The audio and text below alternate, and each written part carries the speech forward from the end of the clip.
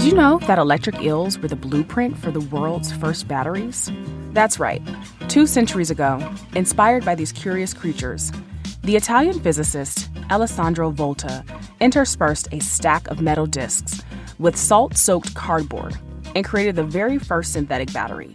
And now, 200 years later, scientists on the hunt for a soft battery design are still looking to eels for that same spark. But it's not just eels. Scientists, designers, and engineers often turn to Mother Nature for a little guidance. They've built wetsuits based on beaver fur and Velcro based on simple burrs. It's a practice known as biomimicry, or the modeling of new technology to resemble softer, more natural elements of our environment. And it's on the rise. I'm Sherelle Dorsey, and this is TED Tech. Today, robotics professor Robert Katzschmann takes to the TED stage to help us understand the importance of getting our machines closer to the natural environment and reinventing machinery that meets our needs and plays nice with the earth.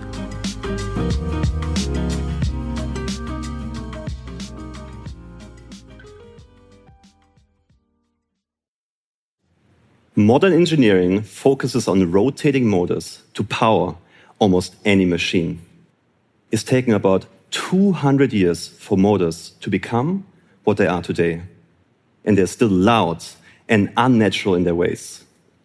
The constant noise of machines causes problems for living beings everywhere, both in the ocean and also on land. Humans who are constantly exposed to noise can become stressed, depressed, and even develop tinnitus. In contrast, there are no rotating motors in nature. Nature often smoothly glides, swims, or wiggles without the rattling of rigid parts or the loud rubbing of surfaces. I believe we can and should rehaul our approach to how we make machines. Instead of using rigid or unnatural materials, what if we made biomimetic machines? Machines made of soft or living materials that are adaptive and safe to use in a variety of everyday tasks. Can you imagine boats or submarines that propel themselves by moving their tails from side to side, just like fish do? So to imitate these natural movements, we have to replace rotating motors and fast spinning propellers with artificial muscles. And I can tell you this can be done. Our team of researchers at MIT and ETH Zurich has started to develop less disruptive robots by introducing a new biomimetic way of moving through water.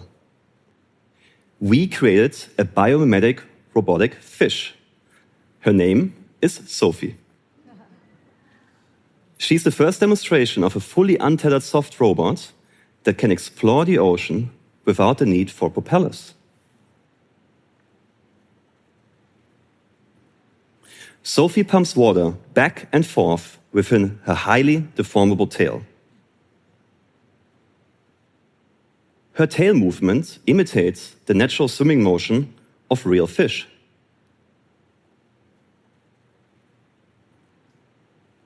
Sophie's natural design allows her to closely monitor aquatic life. Now, there's a catch. Sophie is energy-hungry and loud. Yes, we successfully managed to build a robot that swims like a fish, but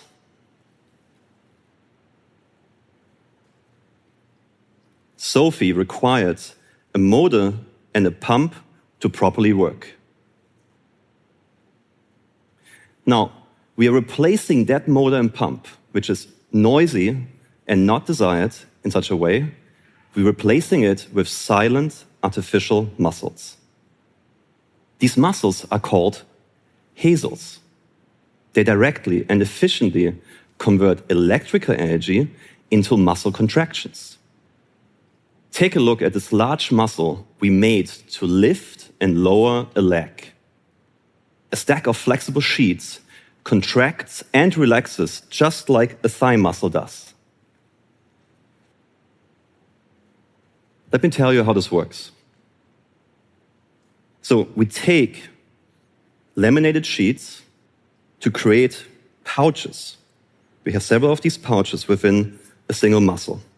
We now take a conductive ink and spray coat that ink onto these pouches, and then we inject them with oil. After having done this, we have a conductive ink that acts like a flexible electrode that squeezes these liquid-filled pouches when a voltage is applied. Now, just like muscles with real fish, we take these kind of filmed muscles and pair them up as antagonistic pairs and put them into our soft robotic fish design. We 3D print the hull and the spine of this fish using soft and rigid materials. The fish now swims silently by electrically charging the muscles inside of the fish in an alternating fashion from one side to the other. To improve our designs, we do not rely on tedious trial and error fabrication. Instead, our software rapidly simulates and optimizes a design for performance before we have to build it. Our approach creates a continuous design space that interpolates between existing fish designs to create new designs. Our optimization then explores this continuous design space to come up with new and faster creatures we have not seen before. Robots one day might even be made of living muscle cells. Wouldn't it be great if such a living robot would then heal itself just like human muscles do? I can tell you this, starting from muscle cells, we can already print, grow, and stimulate muscles. We are now beginning to make these muscles larger, longer lasting, and controllable. It's a fascinating challenge to engineer a standalone muscle without a supporting organism that provides this muscle with an immune system. These living muscles efficiently convert chemical energy that comes from nutrients into muscle contractions. Living muscles can eventually become sustainable and biodegradable machines that decrease emissions and pollution, all while actually truly mimicking nature. So all of this I've told you is possible with the knowledge that researchers and engineers have today. I believe we have to rethink every machine ever invented from a holistic perspective. We have to rethink what a machine should do and what it should not do.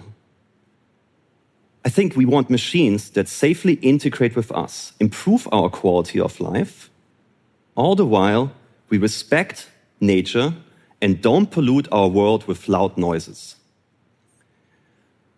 So let's reimagine machines to take on forms we have never thought of before and discover places we have never been to before. Thank you.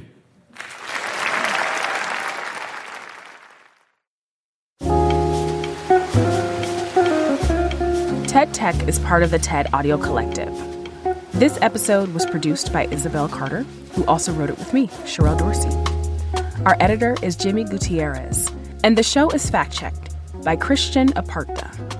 Special thanks to Farah DeGrange for her support as a project manager.